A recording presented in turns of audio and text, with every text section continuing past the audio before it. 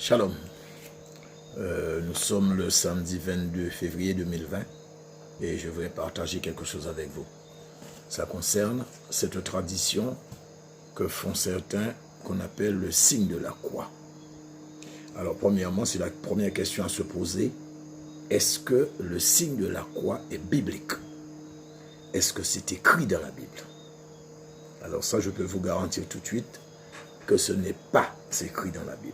Nulle part dans la Bible ne figure un cas où on parle de signe de la croix.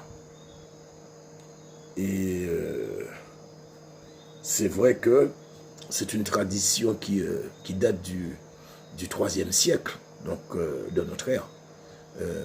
Il le faisait effectivement avant, mais il se contentait de le faire juste sur le front. Donc il disait au nom du Père, du Fils et du Saint-Esprit, Amen, juste sur le front. Et ça jusqu'au 7e siècle. Et par la suite, ils se sont mis à le faire, comme ceci, comme vous voyez sur la coquille, voilà.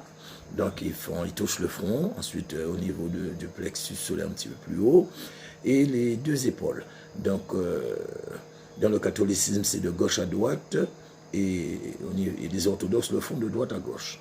Peu importe, en tout cas ça donne le même résultat. Donc vous avez 4 points qui représentent les 4 endroits où ils touchent pour, soi-disant, Père, Fils, Saint-Esprit. Donc, il y a 3, mais il touche 4 endroits. Mais, la question qu'on doit se poser, quand on a fait ce signe de la croix, qu'est-ce qu'on a fait exactement? Et moi, je vais vous dire ce qu'on a fait. Voilà ça.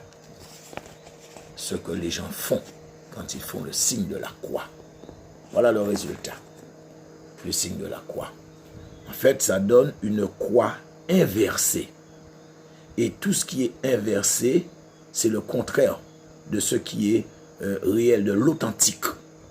Donc la croix de Christ, elle n'est pas dans ce sens. Parce que ça, ce n'est pas une croix, mais une croix inversée. Et la croix inversée, c'est le symbolisme de l'antichrist.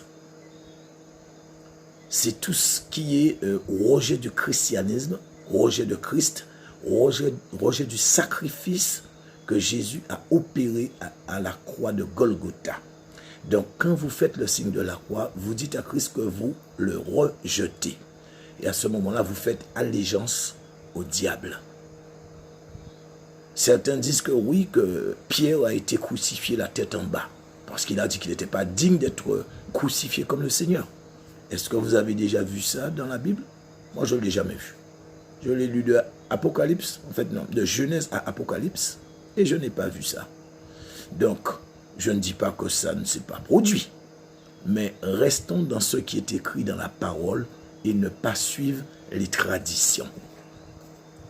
Regardez, ça, c'est la lettre D. Si je le tourne, de D, c'est passé à P. Eh bien, c'est la même chose. Ne laissez pas les traditions vous perdre. Souvenez-vous de ce que Christ disait aux pharisiens. Il mettait en avant les traditions, mais les commandements de Dieu, ils ne voulaient pas en entendre parler. Mais c'était leur tradition, leur tradition. Et c'est bien pour cela qu'il y a eu autant de soucis.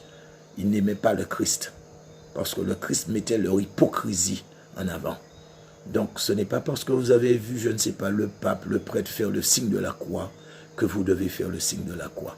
Faites ce qui est écrit dans la parole. Faites ce que Dieu vous demande de faire, mais ne faites pas ce que vous voyez les autres faire, sans connaître la signification. Parce qu'en faisant des choses comme ça, vous-même, vous êtes en train d'ouvrir une porte pour vous perdre. Voilà. Donc, j'espère que vous avez bien compris et que vous allez faire passer ce message afin que ceux qui sont dans l'ignorance puissent effectivement savoir connaître la signification de ces choses. Que Dieu vous bénisse.